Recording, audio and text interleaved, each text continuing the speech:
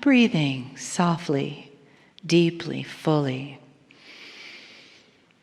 celebrating the sacred breath, the gift that keeps our soul connected to our physical body. Inhaling, exhaling. It gives us our time and our reason for being here on earth, our breath.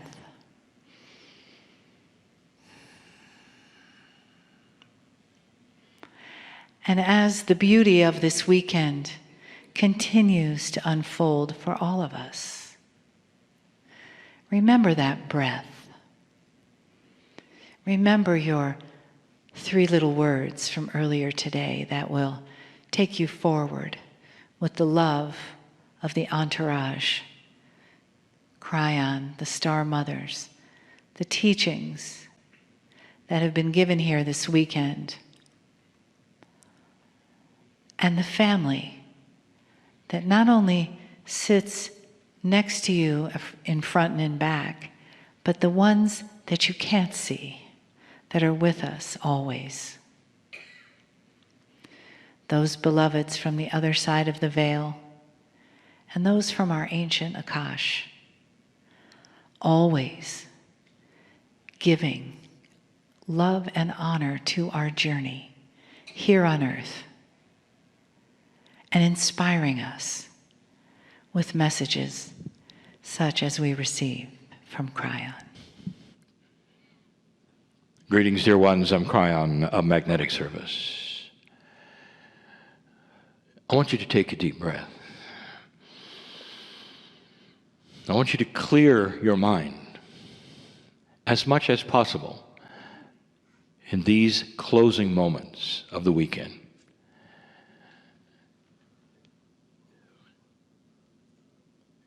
In the last channel of 2018, I gave you a gift, a perception, a truth, a core belief of who you are. And the beginning of 2019, I want to go further than that. Very briefly, I want to tell you how God sees you. I use the word God because that's the word you developed. It is the great creative source. It is the master of all dimensions. It's the greatest physicist. The one who created everything. The one that is the many. The one that is connected in such a way that when you are on the other side of the veil, dear ones, when you pass over in transition for a moment, you become part of the creative source. Trillions and trillions of points of light, you might say, of entities together making the oneness of all that is. The compassion above compassions, the love above love. You cannot fathom what's there. And yet, you're part of it. And part of coming to this planet and the test of energy that occurs here is that you forget it all while you're here. You have to know something, another core truth. You have to know, how does God see you? What are you capable of? That's the first thing. The conference has centered around the science of consciousness. So we continue. And we take you to a level we've spoken of before. What might be there inside every single human being that you're just starting to feel or investigate? The hero story that has been mentioned by my partner, how does that fit in unless you were a hero? Did you think of that? Why would intrinsically, innate, give you that story all through humanity unless you were the hero? In this culture, you worship a master. In many cultures around the planet, it's the same master. It's the Christ. We have spoken of the man before, the man. We've spoken of the man who was a human being, walking the planet, Even in the times that it was recorded that he walked and did, we've spoken of what was happening. I don't want to talk about the doctrines. I want to talk about what they saw. A man, not an angel, a man. And where he walked, it seemed that the flowers grew, and where he walked, the animals followed him, and he created things out of his hand, and he healed the sick. That's a master. That's a man. And I've said it before, that's a human being at the model stage. That's where you're going. That gets me in trouble. That's where you're going. That's what you were built for. That's what's inside. Consciousness in love with the master creator, in a meld that understands the oneness of all things.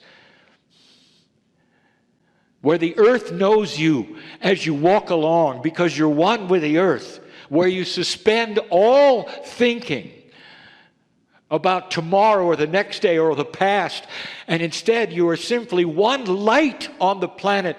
And in the consciousness you say, I am light. And where you walk with the others on the planet, eventually you'll be able to control physics. Manifestation of things, even the things you need to eat. Can you imagine that? You have control over physics. Gone are all the paradigms of resources, all of them, because the resource is you. How about that? You got to see the model. How does God see you? I have a little short visualization, and then we close. I want you to wipe away, if you can, everything you've been told about that creative source, that energy that you all know is there. Finally, this planet is one that believes in one creator, one God, if you wish. Didn't always. You've evolved to that. The planet now, over 80% believes in the afterlife. Didn't always. You've evolved to that. You're getting it slowly. But in the linearity of your teaching, that afterlife often becomes a place of torture. And how many times have we given you the information? How much love do you think God has for you? How much love do you have for your children? Would you do this to your kids? And the answer is no way. And yet this infinite loving God would then take you and do it. There's something wrong with the model, isn't there? There's something wrong here. What does your intuition tell you about the great central source and the love that is in you? I want you to visualize something. You're in a room and you're alone and you're sitting in a chair. And there's no one around you, dear ones. Just you. In some cultures, I want you to see yourself instead outside, but no one's around you. It doesn't matter, because you're alone. And in this vision, there's going to be a light, a spotlight, put upon your chair. I want you to envision for a moment your hands out and your head rolled back. Just for a moment. Because you're going to be under the microscope of God. A light comes and shines on you brighter than the sun. You cannot begin to even start to open your eyes. It's way too bright. All to examine you. You put your name right there, who you are. What does God see? And depending upon that belief model you have or what you've been told or any of the things we started talking about earlier, there are those who will then say, wait a minute, we cannot start there. We've got to clear, we've got to clean, we've got to do exercises, we've got to breathe a little before we want the Creator to examine us. This might be the last thing before I ascend. Who knows? Maybe that's what Klein's talking about. No. I'm talking about where you sit today. Pretend you're alone. Here comes the light.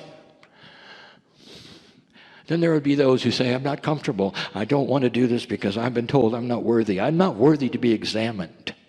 I'm not worthy to look upon the face of God. And I want to tell you, dear ones, here's the first gift. That's a great lie. It truly is. And those who would tear away your magnificence and call you dirty, they may believe this, dear ones. But it isn't so. You are examinable every single moment of the day. The God that knows how many hairs are on your head can shine a light on you, and I will tell you what that great Creator will see. That great Creator will see the mirror neuron of God in you. And will say, if you could hear a voice, I love you. It doesn't get any better than that from the creative source. I love your magnificence. I see me and you together. I see the magnificence that you are, that you will discover you are. I hear the instructions at the beginning of 2019 as the light is shined on you, brighter than the sun, that says, eventually you will stand and go from this chair more magnificent than you ever thought you were. Go from this place different than you came, knowing absolutely that you're here on purpose and there are things to do. And this is the message for the year. But then again, I am Cryon. This has been the message for 30 years. But more so today than any other time, as this planet has crossed that marker of 2012, has absorbed the prophecies of the ancients and begun to evolve. More work to do, dear ones.